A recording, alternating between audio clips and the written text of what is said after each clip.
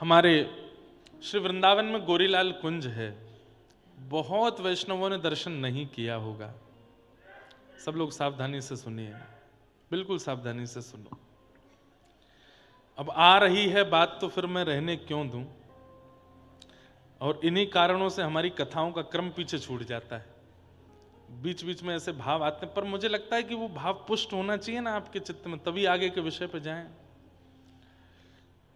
हमारे वृंदावन में गोरीलाल कुंज है, हरिदासी परंपरा का स्थान है, अत्यंत गोपनीय और गुप्त है। हर कोई नहीं पहुंच पाता वहां पे, लेकिन जो पहुंचे वहीं के होके रह गए। इतना अद्भुत स्थान है। वहां के आचार्य चरण हुए श्री नरहर देव जी महाराज, और श्री नरहर देव जी के शिष्य हुए श्री रसिक देव जी। कौन हुए? श्री रसिक देव जी। तो गुरु कैसे परीक्षा लेते हैं अपने शिष्य की, ये कथा सुनो। तो श्री रसिक देव जी इसके प्रति गुरुदेव का बड़ा आत्मीय भाव होने लगा। वहां गोरीलाल जी हैं। अब ये भी एक अद्भुत कथा है कि वहां जो ठाकुर जी हैं, जैसे युगल सरकार है ना, ठाकुर जी और प्रिया जी, वहां ठाकुर जी जो हैं, जो ऐसे खड़े हैं, वो प्रिया जी हैं, और ऐसे जो खड़े हैं वो ठाकुर जी हैं। मतलब इसीलिए क्योंकि लाल तो सांवले हैं, पर वहां गोरी जो है वो लाला बन के खड़ी है, इसीलिए ठाकुर जी का नाम है गोरीलाल कुंज। इसलिए स्थान का नाम गोरीलाल कुंज है। वहां ठाकुर जी जो हैं वो प्रिया जी हैं, और प्रिया जी जो हैं वो ठाकुर जी हैं। विपरीत श्रृंगार में खड़े हैं, अद्भुत दर्शन है। तो वहां के आचार्य हुए श्री नरहर देव जी, उनके शिष्य थे श्री रसिक देव जी। तो एक बार गुरुदेव के मन में आया कि रसिक देव जी की परीक्षा ली जाए। रसिक देव जी अत्यंत गुरु प्रति निष्ठा, मतलब ये बात कह दें तो कोई अतिशयुक्ति नहीं, ठाकुर जी को बाद में प्रणाम, पहले गुरु जी को प्रणाम, ऐसे श्री रसिक देव जी। तो एक बार गुरुदेव के मन में आया कि रसिक देव की परीक्षा लेकर के पूरे शिष्यों को बताया जाए कि ये कैसा शिष्य है। क्या परीक्षा ली? अपने एक दूसरे शिष्य को बुला करके कहा, तुम जबरदस्ती रसिक देव पर झूठे आरोप लगा करके हमसे शिकायत करो उसकी। तो कहने लगे, गुरुदेव ऐसा क्यों कर रहे हैं? बोले, हमने जितना कहा बस उतना करो। रसिक देव पर झूठा आरोप लगा करके उसकी आके हमसे निंदा करो, शिकायत करो। ठीक है, गुरु आज्ञा मान ली बेचारे उस बालक ने, और आकर के रसिक देव जी सामने बैठे थे, और गुरुदेव से आके, देखिए गुरुदेव आप इसको समझा लीजिए, और ये बहुत ज्यादा विचित्र हो गए कि कभी हमारा लोटा फेंक देते हैं, कभी हमारे वस्त्रों पर रज फेंक देते हैं, कभी हमारे ऐसा करते हैं, फाड़ देते हैं वस्त्र, बहुत उधम मचाते हैं, बहुत हमारे साथ अत्याचार अनाचार करते हैं। गुरुदेव ने कहा, रसिक देव तुमने ऐसा किया नहीं उन्होंने, लेकिन गुरुदेव के आगे ना अपनी ना बोलने में भी उनको संकोच हो रहा है। नीचे नजर करके बैठ गए, कुछ नहीं बोले। बोले, तुम इतने उद्दंड हो, हमको ये नहीं पता था। अच्छा, सब शिष्य जानते थे कि गुरुजी इनसे बहुत प्रेम करते हैं, छोटी सी बात है, थोड़ा डांट देंगे। पर गुरुदेव ने क्या कहा, ये उद्दंडता हम बिल्कुल स्वीकार नहीं करेंगे। रसिक देव इसी समय अपना बोरिया बिस्तर बांधो, आश्रम छोड़ के चले जाओ। तो रसिक देव जी ने एक बार नजर उठा के गुरुदेव की ओर देखा, कहना चाहते हैं कि मैंने नहीं किया कुछ भी, लेकिन अब गुरु आज्ञा पहले ही हो गई कि आश्रम छोड़ के जाओ। उस गुरु भाई की ओर देखा, वो गुरु भाई भी आश्चर्य में आ गया। बोले, गुरुजी ने कहा था कि आरोप लगाना पर इतना बड़ा दंड देंगे, ये गुरुजी ने मुझे भी नहीं बताया था। वो चरणों में गिर गया, गुरुदेव गुरुदेव गुरुदेव, रसिक देव जी ने कुछ नहीं किया, आप ऐसा मत, तुम चुप रहो बिल्कुल, रसिक देव निकलो जाओ। रसिक देव जी के प्राण बसते हैं अपने गुरु में, और गुरु ने कह दिया आश्रम छोड़ के चले जाओ। तुरंत क्षण भर नहीं लगाया, गुरुदेव को प्रणाम किया, ठाकुर जी को प्रणाम किया, आश्रम से अपने 2-4 सामग्री जो थी वो ले करके निकल गए। सबके सामने से तो ऐसे निकले कि गुरु आज्ञा है, लेकिन आश्रम से बाहर जाते इतना रोए, इतना रोए, इतना रोए, आश्रम की दहली को पकड़ पकड़ करके रोए। सब शिष्य गुरु भाई देखते रहे, रोते रहे। गुरुजी से कहे, गुरुजी आप इतने निष्ठुर कैसे हो सकते हैं? आप तो बहुत प्रेम करते थे इनसे। बोले मुझे मत समझाओ, और तुम सबकी भी बारी आएगी, चुपचाप बैठो, अपना काम करो। और रसिकदेव तुम जाओ। निकाल दिया आश्रम से। यमुना तट पर जाकर के प्राण गुरुदेव, जीवन गुरुदेव कह करके यमुना जी में इतना रोते थे, इतना रोते थे। आप कहोगे 2-4 दिन का गुस्सा रहा होगा, ना, 1 वर्ष निकल गया। और रसिकदेव जी वहीं यमुना जी पे हैं। 2-4 महीने व्यतीत हुए, इतने व्याकुल हो गए, और गुरुदेव ने ये और कह दिया था आश्रम से निकल जाओ और जीवन में मेरे सामने कभी आना नहीं। तो कभी दर्शन करने भी नहीं जाते, एकांत में बैठे रहते वहीं। लेकिन गुरु भाई आते थे मिलने के लिए। तो एक गुरु भाई से कहा, मुझे गुरु जी की बहुत याद आती है, मुझे गुरुदेव का बहुत स्मरण होता है, मैंने कब से उनके चरण नहीं छुए, मैंने अपने जीवन का आधा समय गुरुदेव के चरणों में व्यतीत किया, पता नहीं कौन सा अपराध मुझसे बना जो चरणों से मुझे दूर कर दिया।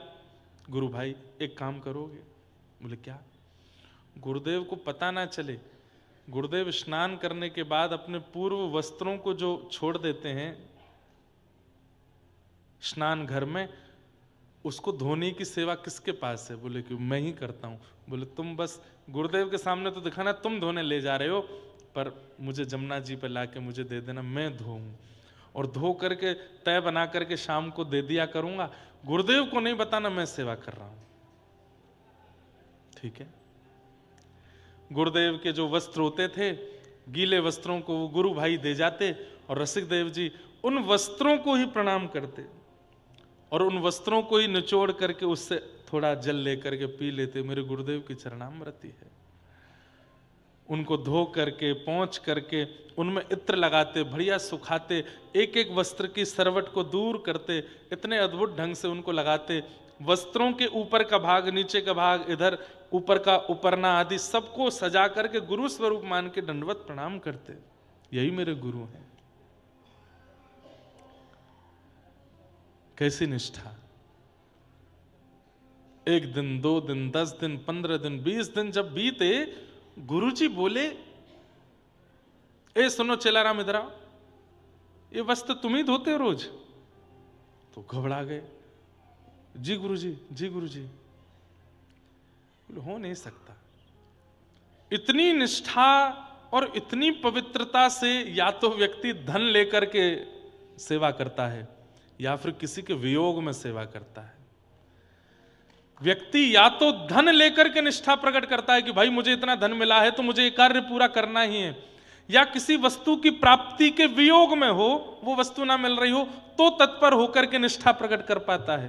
तुम तो यहीं रहते हो, रोज तुम्हारे वस्त्रों से इतनी अद्भुत सुगंधी और इतनी लगता नहीं है कि तुम धोते हो। तुम्हें सौगंध है, कौन धोता है वस्त्र? सत्य बताओ।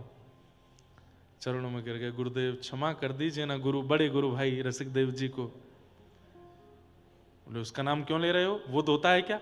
बोले मैं ही रोज वस्त्र उनको दे देता हूं, वो धो करके स्वच्छ करके शाम को वो गुरु सेवा मांग रहे थे। गुरु जी आप नाराज नहीं होना, आपसे चरणों में प्रार्थना, उनसे कुछ मत कहिएगा गुरुदेव, मेरा अपराध है, मुझे निकाल दीजिए आश्रम से, पर आप उनको बुला लीजिए वापस।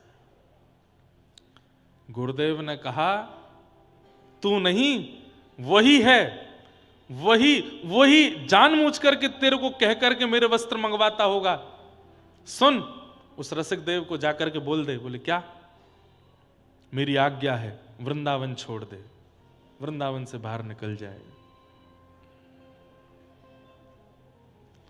गुरु शिष्य जो था वो मन में सोचने लगा मेरे प्राण निकल जाएं अब। गुरुदेव आप इतने निष्ठुर क्यों होते जा रहे हैं? आश्रम से निकाल दिया, ये कम नहीं है क्या? बोले तर्क करता है, वितर्क करता है गुरुदेव के आगे। मैंने आज्ञा कर दी, जाकर के उसको बोल दो। आज वो गुरु भाई आए, रसिकदेव जी उत्सुक बैठे थे, वस्त्र आवेंगे, उनको चरणामृत लूंगा और वस्त्र धो करके संभालूंगा। गुरु भाई आए, आकर के लिपट के रोने लगे। बोले क्या हुआ गुरु भाई, तुम रो क्यों रहे हो? गुरुदेव स्वस्थ तो है ना, आश्रम में सब मंगल में है ना, हमारे गुरुलाल जी प्रेम से तुम रो क्यों रहे हो, क्या बात है? गुरुदेव की आज्ञा है, उन्हें पता चल गया कि तुम वस्त्र धोते हो, इसलिए क्रोध में आकर के आज्ञा दी है कि इसी वक्त वृंदावन का त्याग कर दो। पछाड़ खा के रसिक देव जी गिर पड़े, रज को हृदय से लगाने लगे, श्री यमुना जी को आलिंगन करने लगे, व्रज की लता गुल्म वृक्षों को देखने लगे। मैंने कौन सा अपराध किया जो गुरुदेव इतने नाराज हैं मुझसे? उसी समय कहा, गुरु भाई मैं जा रहा हूं, और प्रार्थना करना कि ये प्राण निकल जाए, क्योंकि गुरुदेव के बिना नहीं रह सकता। एकमात्र वृंदावन था जो मुझे जीवित रखे हुए था, अब उसके त्याग की भी आज्ञा गुरुदेव ने कर दी है। अब तो मैं जीवित नहीं बचूंगा, गुरु भाई कभी मिलेंगे। निकल गए आश्रम छोड़कर। वृंदावन त्याग की बात थी, कोई बात नहीं, 84 कोस में कहीं रह लूंगा, व्रज में रहूंगा तो प्राण तो बचे रहेंगे कि कभी गुरुदेव के दर्शन होंगे, इसलिए प्राण बचाए रखूंगा। मथुरा जाके रहने लगे। गुरु भाइयों ने पता लगवाया कहाँ है, पता चला मथुरा में है, तो गुरु भाई कभी कभी छुपके मिलने चले जाते थे। रसिक देव जी इतने रसिक थे कि उनके वैसे भी बड़े अनुयायी होने लगे। वो रोज कीर्तन करते थे, पद गाते थे, तो उनका पद सुनने के लिए कई भाव आते थे। सब लोग ध्यान से सुनो। मथुरा में निवास करने लगे, तब दूसरे एक गुरु भाई को देखा। 6-7 महीने निकल गए, 1 साल निकल गया। बोले गुरुदेव की बहुत याद आती है, कितने दिन हो गए मैंने देखा नहीं उनको। सुनो, मैं कोई सेवा नहीं कर पा रहा गुरुदेव की, वो एक सेवा थी, उससे नाराज होकर गुरुदेव ने यहां भेज दिया। तुम एक काम करोगे? एक सेठ जाता था आश्रम में, उस सेठ से कहा महीने भर में कई लोग हम पे बड़ी दान दक्षिणा चढ़ाए जाते हैं, इस सब इकट्ठी करके मैं तुमको दे दूंगा, तुम अपना बता करके कि तुम दे रहे हो, और वहां गोरीलाल जी में गुरुदेव के चरणों में जाके अर्पित कर दिया करो। सेठ बोला ठीक है। महीने भर में जितनी चढ़ोतरी होती, रसिक देव जी के पास जो भी शिष्यगण आके दे जाते, सब इकट्ठा करके एक सेठ को देते, और अपना बता करके दे देना कि मैं दे रहा हूं। वो सेठ जाते हर महीने जाके, गुरुदेव सेवा, आश्रम की सेवा के लिए मेरी तरफ से थोड़ी सेवा है। 1 बार दिया, 2 बार दिया, 3 बार दिया, 6 बार दिया। जब लगातार देता रहा वो सेठ, गुरुदेव बोले ए सेठ यहां पे आ, इतना उदार कैसे हो रहे हो तुम? नहीं नहीं गुरुदेव बस सेवा करनी आश्रम की। बोले मैंने पता करवाया, तुम्हारे खुद के व्यापार में तंगी चल रही है, खुद के परिवार में ज्यादा खाना पीने की व्यवस्था नहीं बन पा रही, और तुम रोज आकर आश्रम की सेवा कर रहे हो। तुम्हें सौगंध है, सत्य बताओ कौन करता है ये सेवा? सब गुरु भाई फिर घबरा गए, बोले गुरुदेव कहीं अब की बार और निष्ठुर नहीं हो जाएं। सेठ ने बता दिया, बोले श्री रसिक देव जी मथुरा में विराजते हैं, वही भेजते हैं। ताम्र वर्ण हो गया गुरुदेव का, और महाराज कांपने लगा पूरा शरीर अंग, और क्रोध में भर के आज्ञा कर दी, मेरी आज्ञा है उस दुष्ट को जाकर के कह दो 84 कोस व्रजमंडल का त्याग कर दे, निकल जाए बाहर, और लौट करके कभी चरण ना रखे इस 84 कोस के अंदर। अगर वो आया तो बहुत बुरा होगा।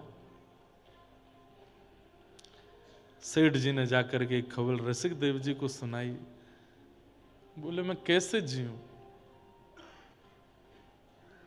कैसे जीऊंगा मैं गुरुवर तुम्हारे बिना, कैसे जीऊंगा मैं गुरुवर तुम्हारे बिना,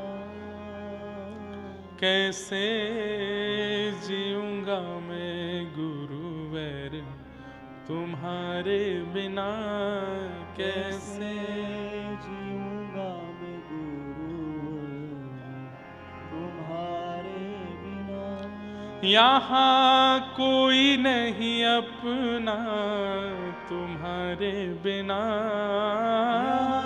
कोई नहीं अपना तुम्हारे बिना, कैसे जीऊंगा मैं गुरुवर तुम्हारे बिना, कैसे जीऊंगा मैं गुरुवर तुम्हारे। और बस रोते बिलखते श्री रसिक देव जी व्रज छोड़ के चले गए।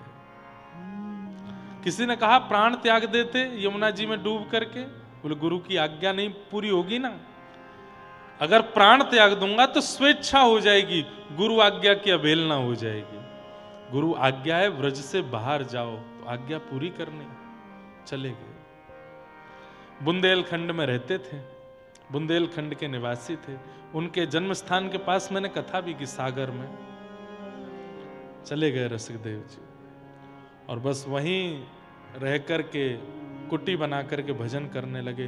वर्षों तक वृंदावन लौट करके नहीं आए, शुष्क हो गए गुरुदेव की स्मृति में, याद में, पतले दुबले हो गए, बिल्कुल प्राण पखेरु उड़ने को हैं, और बस इच्छा यह है कि प्राण बाद में जाएं, बस एक बार गुरुदेव की झांकी कर लूं, एक बार अपने गुरुदेव को देख लूं, फिर भले ही प्राण त्याग दूंगा। इतना स्मरण करते थे अपने गुरु का, इतना स्मरण करते थे कि गुरु भाई मिलने के लिए जब जाते थे वहां पर, तो अपने गुरु भाई से कहते थे कल रात को गुरुदेव को ज्वर आया, तुमने औषधि नहीं दी। तो गुरु भाई कहते आपको कैसे पता? इतना चिंतन किया गुरुदेव का कि गुरु की प्रत्येक गतिविधि उनको पता होती थी, इतनी दूर बैठ करके भी। पर निष्ठुर हैं गुरुदेव, नहीं स्वीकार कर रहे। 5-6 वर्ष निकल गए। उसके बाद श्री नरहर देव जी जो गुरु जी थे, उनकी यात्रा हुई बुंदेलखंड की तरफ, और जब वे यात्रा पर निकले, गांव के लोगों ने जाकर के श्री रसिकदेव जी से कहा अब तो अच्छे दिन आए हैं, अब तो ठाकुर जी रीझ गए, श्री सदगुरुदेव भगवान नरहर देव जी बुंदेलखंड आ रहे हैं, अब तो हमें दर्शन होंगे। रोने लगे, बोले मैं सामने नहीं जाऊंगा, कहीं वे प्रसन्न चित्त आ रहे होंगे, वे प्रसन्न चित्त आ रहे होंगे और मेरा रूप देख करके कहीं उनकी प्रसन्नता में विघ्न नहीं आ जाए, मैं गुरुदेव के सामने नहीं जाऊंगा, मैं नहीं जाऊंगा। नहीं गए। थोड़ी दूरी पर गुरुजी कुटिया बना करके रुके थे। रात्रि में शंका निवृत्त होने के लिए जाना था। रात्रि में शंका निवृत्त होने के लिए जाने की भावना से उठ के जैसे ही जाने लगे तो अंधेरे में दिखाई नहीं दिया, एक वृक्ष की डाली से सिर में चोट लगी। चोट लगी गुरुदेव को, रक्त निकला श्री रसिकदेव जी को, माथे से रक्त निकलने लगा। जो 2-4 शिष्य बैठे थे, रात्रि में उठ के रसिकदेव जी बैठ गए, माथे पर हाथ धर के बैठे हैं। तभी उन शिष्यों ने देखा, बोले गुरुदेव क्या हुआ, क्या आप तो यहीं लेटे थे, माथे में कैसे लगी? बोले कोई जाओ, मेरे गुरुदेव शंका निवृत्त होने के लिए जा रहे थे और एक डाली लगी है सिर पे, उनको चोट लगी है, मलहम लगा दो। जाकर के उनके शिष्यों को बताया, बोले तुम्हारे गुरुदेव कहाँ हैं? वन में गए हैं, उनके सिर में चोट लगी है उनको। बोले तुम्हें कैसे पता? बोले कि गुरुदेव को चोट लगी, रक्त रसिकदेव जी को निकल रहा है। ये बात जाकर के किसी अत्यंत गूढ़ शिष्य ने नरहर देव जी से कही, गुरुदेव आप सोच रहे हैं पराकाष्ठा प्रेम की, वो कितना प्रेम करते हैं आपको, चोट आपको लगती है, रक्त उनको निकलता है। गुरुदेव इतने निष्ठुर क्यों हो रहे हैं, स्वीकार कर लीजिए ना। खबरदार जो उसका नाम मेरे सामने लिया। तो इतने के बाद भी गुरु ने स्वीकार नहीं किया। बोले सुनो, अभी कितने दिन का प्रवास और है बुंदेलखंड में? बोले गुरुजी अभी 1 महीना और। बोले नहीं, अभी रात में ही वृंदावन वापस जाएंगे, नहीं चाहिए, नहीं रहना, हमें उस नगर में नहीं रहना जहां वो रसिकदेव रहता हो। शिष्यों के मन में आया, ऐसा तो कोई अपराध नहीं किया उन्होंने गुरुदेव जो आप इतने नाराज हो उनसे। लौट करके वृंदावन आ गए। वृंदावन में श्री गोरीलाल ठाकुर जी विराजमान थे। गुरुदेव आकर के जैसी सेवा में अंदर गए तो क्या देखा, बाहर सब शिष्यगण रो रहे हैं। रोज गुरुदेव से कहते हैं रसिकदेव जी को स्वीकार कर लो, लेकिन गुरुजी नहीं मानते। आज जब ठाकुर जी की सेवा में गए तो क्या देखा, ठाकुर जी के नेत्रों में अश्रुबिंद है। ताली नहीं बजाओ, सुनो। कहा ठाकुर जी से, जय जय आप रुदन कर रहे हैं, मेरे प्रियालाल सरकार कोई सेवा में अपराध बना, आपके शयन में कोई दिक्कत हुई, कोई प्रसादी में दिक्कत हुई, आप रुदन क्यों कर रहे हैं नाथ, आपके नेत्रों में अश्रु क्यों हैं? ठाकुर जी प्रकट हो गए और प्रकट होकर के बोले, क्यों इतने निष्ठुर हो रहे हैं आप भी जानते हैं हृदय से कि रसिकदेव कितना योग्य है, आप भी जानते हैं कि वो कितना प्रेमी है, कितना भक्त है, फिर इतनी परीक्षाएं क्यों? आप उसको स्वीकार क्यों नहीं करते? ये सुनते ही नरहरदेव जी नृत्य करने लगे, रोने लगे, हृदय पर हाथ धर के बोले मैं यही प्रतीक्षा कर रहा था, सबने कहा स्वीकार करो, पर जिस दिन मेरे नाथ कहेंगे स्वीकार करो उस दिन करूंगा। मैं इसी की प्रतीक्षा कर रहा था कि सबको पता चल गया है कि रसिकदेव कितना प्रेमी है, पर मैं प्रतीक्षा कर रहा था जिस दिन मेरे प्रिया प्रियतम स्वीकार करके कहेंगे और मुझसे कहेंगे कि उसको स्वीकार करो, उस दिन मेरे मन में भाव आएगा हाँ अब प्रियालाल ने भी स्वीकार कर लिया, अब मैं रसिकदेव। जो इतने 6-7 वर्षों से इतने निष्ठुर गुरुदेव थे, आज सारी निष्ठुरता दूर बाहर आए, रोने लगे। अरे कोई दौड़ के जाओ, मेरे रसिकदेव को लेकर के आओ। हो गया बहुत दिन, 6 साल आडंबर किया, 6 साल नाटक किया क्रोध करने का, अब नहीं। इस पूरे क्रोध के पीछे कारण एक ही था कि मेरे प्रियालाल उसको स्वीकार कर लें, और आज इन्होंने स्वीकार कर लिया, अब मेरा रसिकदेव उसको बुला के लाओ। किसी ने जाकर के बुंदेलखंड में खबर दी और कहा श्री गुरुदेव बुला रहे हैं, आपको याद कर रहे हैं। सुनते ही श्री रसिकदेव जी की स्थिति, मेरे प्राण निकलना जाए, वृंदावन तक जीवित रख लो मुझे बस। मैं सुनकर कि मेरे कान तरस गए कि मेरे गुरुदेव मुझे बुला रहे हैं। रथ आए, हाथी आए, घोड़े आए, पर पैदल चल रहे हैं वृंदावन की ओर, मेरे गुरुदेव बुला रहे हैं। लौट करके आए और जैसे ही गोरीलाल कुंज में आए, श्री नरहरदेव जी ने हृदय से लगा लिया। कितनी देर तक दोनों गुरु शिष्य एक दूसरे को हृदय से लगा के रोते रहे, किसी को समय का भान नहीं पड़ा। सुबह से रात्रि हो गई, बार बार देखते हैं फिर हृदय से लगाते हैं, अरे मेरे रसिकदेव तुझे ज्यादा पीड़ा तो नहीं हुई ना, तुझे कष्ट तो नहीं हुआ ना। आज तेरे इस निष्ठा से, तेरे इस भाव से प्रसन्न होकर मैं तुझे कुछ देना चाहता हूं। क्या? अब से गोरीलाल तुम्हारे हैं, अब से ये प्रिया प्रियतम तुम्हारे हैं, अब इनकी सेवा तुम करोगे।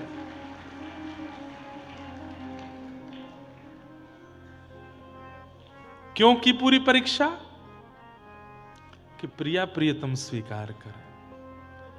भैया सौभाग्यशाली हैं वो शिष्य, कभी गुरु स्मृति करके उनकी परीक्षा लेते हैं। सद्गुरु शरण में सभी फल मिलेंगे, गुरु मिल गए तो युगल भी मिलेंगे। सद्गुरु शरण में सभी फल मिलेंगे, गुरु मिल गए तो युगल भी